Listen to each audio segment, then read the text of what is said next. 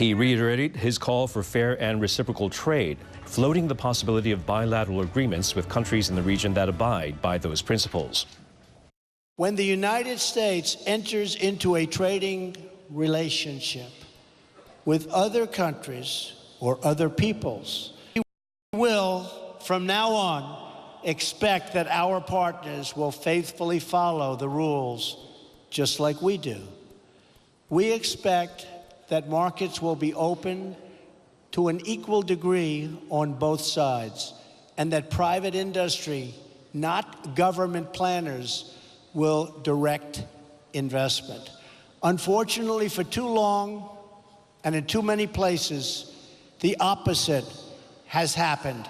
We can no longer tolerate these chronic trade abuses, and we will not tolerate them.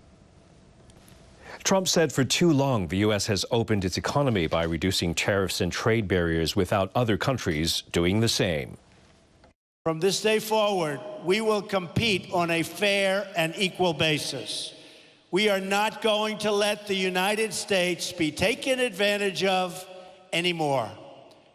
I am always going to put America first, the same way that I expect all of you in this room to put your countries first.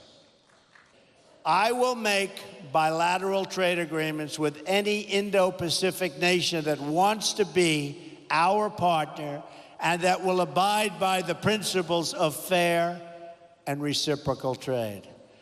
What we will no longer do is enter into large agreements that tie our hands, surrender our sovereignty, and make meaningful enforcement practically impossible. Once again, Trump said he does not blame China for taking advantage of the U.S. on trade. He blamed previous American administrations. In stark contrast to Trump's speech, Chinese President Xi Jinping praised multilateral trade and described globalization as an irreversible trend to business leaders. We support multilateral trade frameworks and uphold the idea of open regionalism. We will help developing countries gain more benefits from international trade and investment. Xi says China will promote the creation of multilateral free trade areas that include his country. It comes as the 11 remaining nations involved with the Trans-Pacific Partnership are working on a way to reach an agreement. The U.S. withdrew from it earlier this year. China is not part of it. We will speed up negotiations on free trade agreements and investment treaties with other countries. We will also promote the creation of the free trade area of the Asia-Pacific and will aim to quickly wrap up negotiations for the regional comprehensive economic partnership. Xi said that his country envisions broader economic integration that would be beneficial to the whole world. He once again touted his initiative to create an enormous economic zone linking Asia, Africa, and Europe, known as One Belt, One Road. China will not stop opening up its economy. We will work with other nations to promote our Belt and Road initiative, which will be another driving force for development for all countries involved. Xi says China is committed to making global governance more fair and reasonable. A free trade pact among Pacific Rim countries is waiting to get the green light. Gino Tani from the business desk has the details on that and other headlines.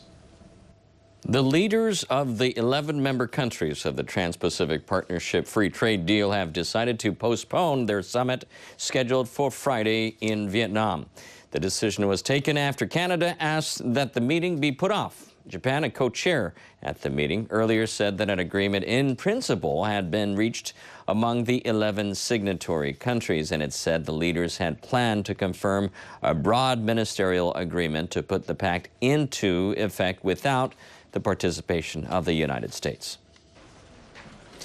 A deal was reportedly reached on Thursday night. The ministers agreed on a set of rules that would be suspended as the TPP took effect. Those items had been introduced in response to demands by the U.S. However, Canada's international trade minister tweeted that despite reports there was no agreement in principle on the TPP.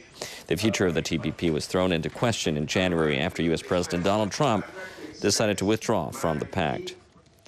Checking the markets, Tokyo's benchmark Nikkei average closed lower, marking a third day of losses. Our business reporter Maria Naka has more from the Tokyo Stock Exchange.